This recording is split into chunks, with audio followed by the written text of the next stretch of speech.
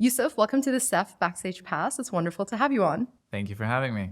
I'm going to start by asking you to share with the audience a little bit about your career in VC. So to know about my career, I'll start as early as possible. So I was in university in Saudi Arabia, and I started getting the itch of being a founder. So while in university, I started exploring a few projects, tried my luck with a number of businesses, chain of coffee shops, event management, traditional chemicals trading business. You're selling very Khaliji businesses. Very, exactly. Just kind of the typical 1 + 1 = 2 kind of route. Some of them failed, some of them did okay, so nothing fancy. And then I wanted to try my luck in a corporate career. At the time, Saudi was a bit slow, not much was happening. And so I joined General Electric, GE Capital. Mm-hmm. I traveled the world with them, worked in a lot of different locations around the GCC and Jordan and Paris and the States. And then I ended up joining a joint venture that they had with Mubadala in Abu Dhabi. And I was a part of the team that did asset-backed lending for SMEs. And we grew that business very quickly in 2 years. We ended up selling that business very successfully to one of the local banks. And I started getting the itch again. To be an entrepreneur. To be an entrepreneur again, but I really enjoyed investing. And so I thought, okay, well, how do I combine the two? Let's start angel investing. And so I started angel investing in about 2013, predominantly in the US. So YC companies, go on angel list and whatnot. Listening to podcasts actually was how I was sourcing deals, listening to founders speak. Interesting. Because then as an angel investor, you're not going to get a lot of time to speak to founders, especially in the States. YC-backed ones. Yeah, exactly.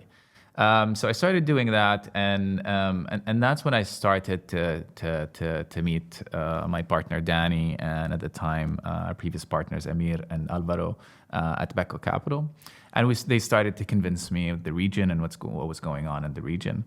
And I was very hesitant in the beginning. I must say. Why were you hesitant, Yousef? Well, the ecosystem was pretty much non-existent. You're talking about 2014 at the time, right? There wasn't much. There wasn't anything. Kind of, you've had the Yahoo Maktub exit, but that was it. Kareem had an impact on changing my mind. The first time I saw a Kareem app, I literally thought it was a driver.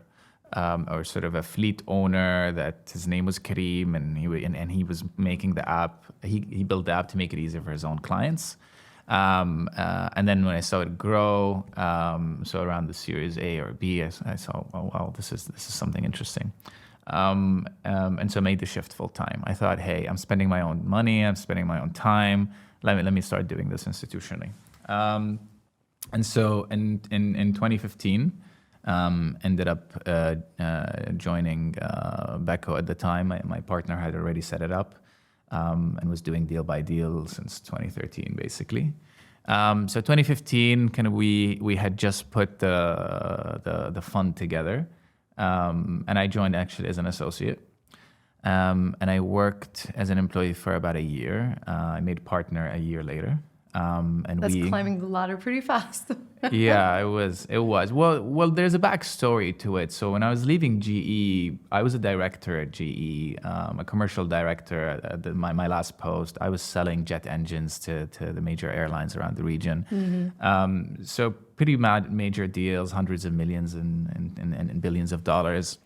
And in joining kind of a small firm at the time, I didn't have the relevant experience. They didn't have the sort of the capital, if you will.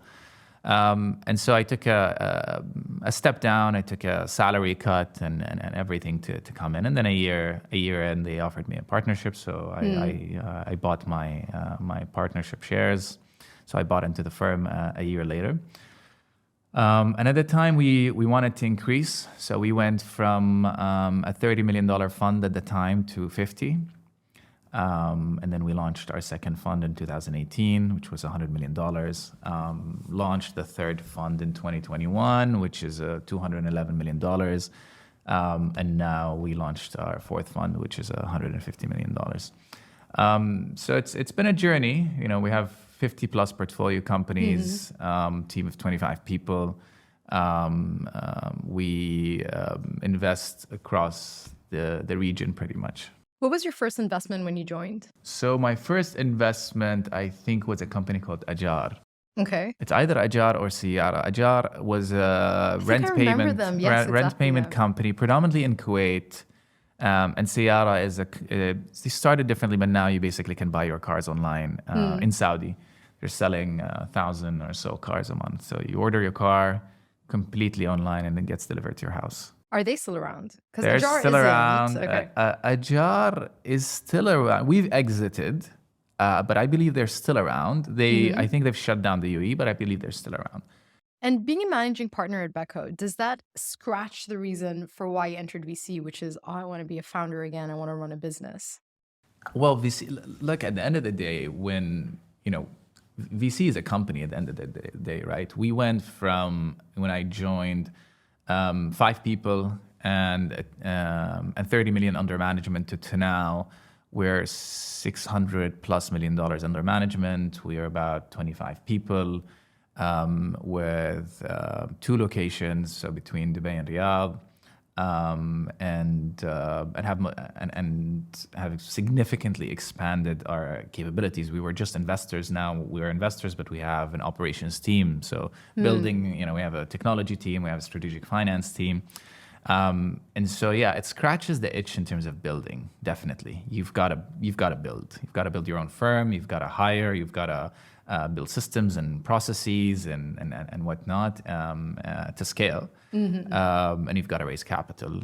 And so, yeah, no, it definitely scratches the itch of building a firm. Nice. And what are some of the upcoming trends this year that excites you as an investor? And by trends, I mean startup trends. Regional, global. Let's go global. Yeah.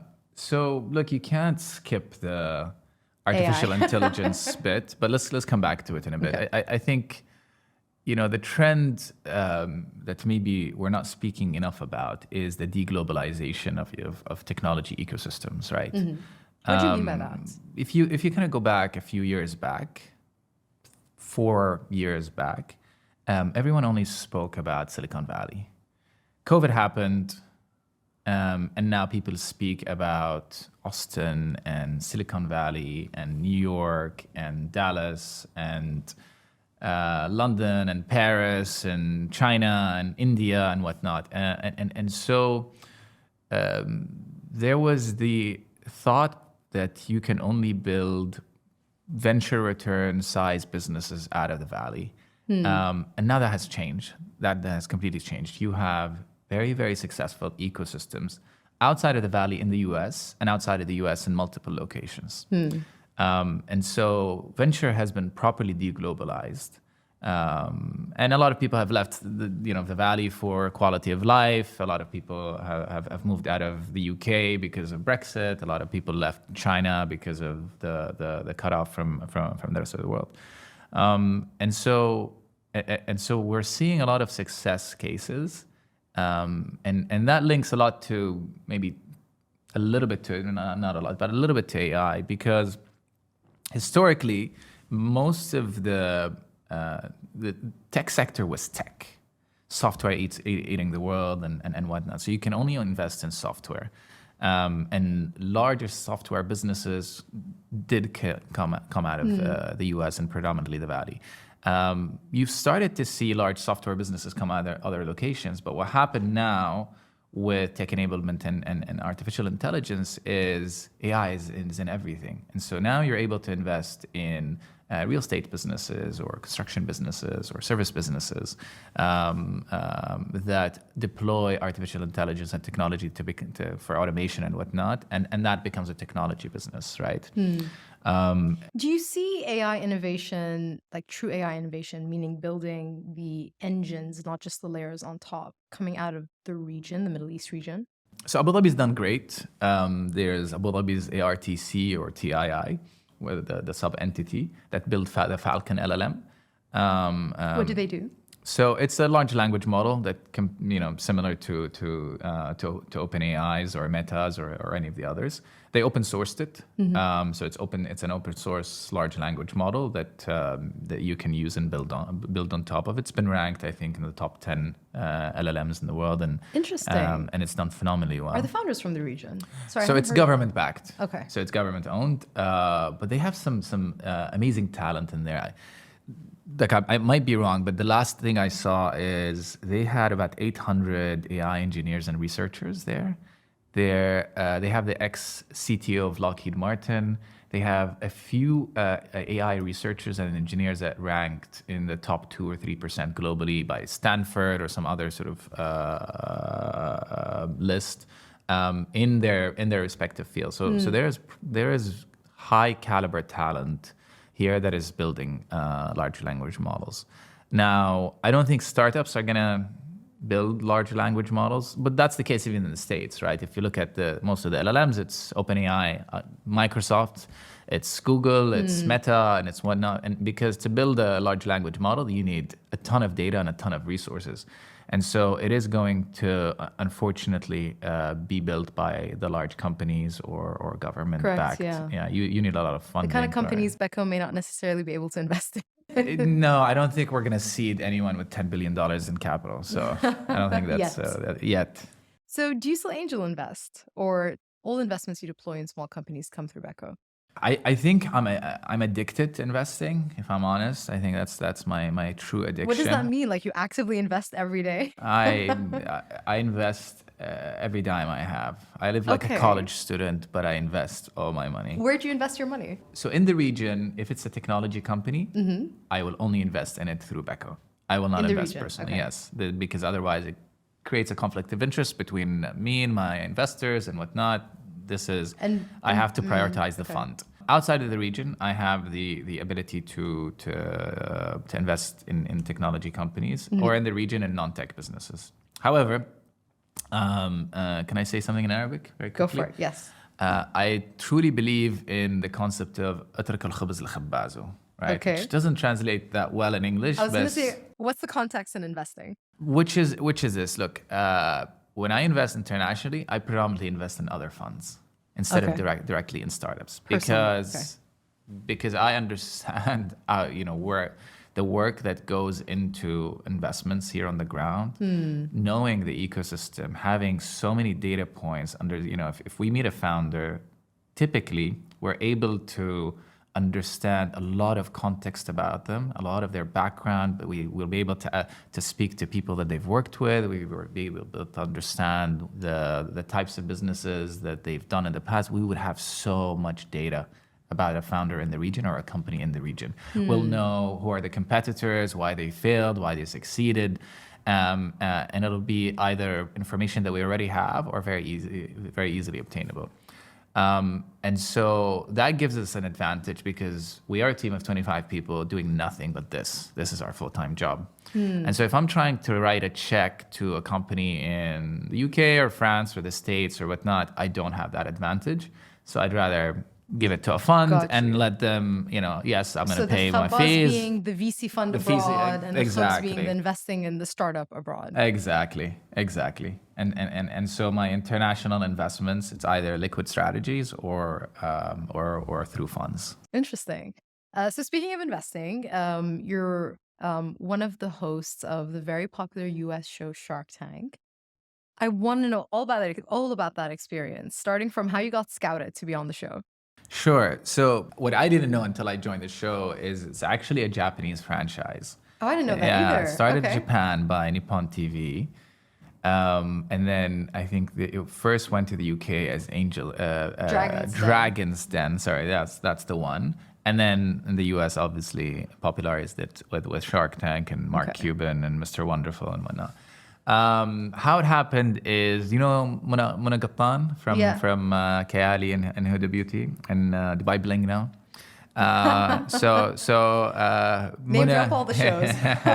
So Mona and Huda are friends of BECO, and they called Mona actually to be on the show.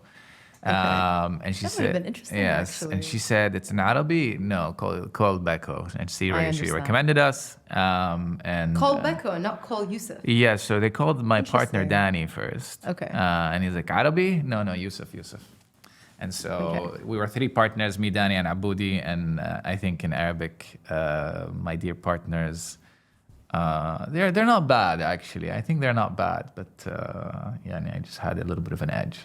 So that's why I did it. That's how I got scouted. Why I did it? I mean, the show had a major impact on me. What kind of impact? Dragon's Den, not Shark Tank in the US, was one of the first shows that I've ever watched about investing. And I didn't know much about this industry. Where I was just starting to get to know the industry, and I started watching the show and I started learning a lot. And so it had a good... If you don't mind me interrupting you, I feel like the kind of startups that go and pitch are not SaaS companies. Or at least probably back in 2015 when you started watching Dragon's Den, right? There are a lot of like retail, consumer-focused companies. So how does that translate to the type of companies you invest in now? An investment is an investment. A business is a business, right? You're making decisions based on the team you're meeting, the quality of the team you're meeting, the quality of the business plan, the potential of the business. So it doesn't matter that this is a tech business or not. At the end of the day, investment is investment, business is business. Got you. And I wear that lens no matter what sector I look into or asset class. So when you make an investment on Shark Tank, is that Yousef's investment or BECO's investment? So if it's, I always prioritize the fund. Okay. So I'm always obligated to prioritize the fund. And so if the fund wants to do it, then it gets done out of the fund. If it's not tech, or if the fund doesn't want to do it, then I can do it. Gotcha. So it needs to fit within the fund's mandate. So the fund's mandate is technology. And so... Have there been very many tech-related There weren't pitches? that many. There was a good 20%, maybe 25%. Okay. But yeah, there were many non-tech businesses. And did you end up personally investing in some non-tech businesses? Yes. Which yes, ones? yes, I don't know if we can share. No, there were a bunch, actually. Janine... What did they do? They basically sell olives and olive oil and za'atar, Palestinian, which it was fantastic. The taste was great. There was the Broth Lab. I don't know if you ever tried them. I've tried them, yeah. They're pretty good as well. Yeah, these were sort of on the non-tech side. The rest were probably tech. Exciting. Well, there are lots of F&B companies being represented at the Sharjah Entrepreneurship Festival where we're recording right now. I feel like it's quite trendy for Khalijis in the region to go into F&B. We love food. Like yourself. We like food. We like food. So can you share a funny story of something that happened on stage, well, on the show behind the scenes? Something that doesn't get aired. You're smiling, so I think there's some. This great founder, I believe her name is Bana. She was very entertaining, knows her stuff, but very, very confident.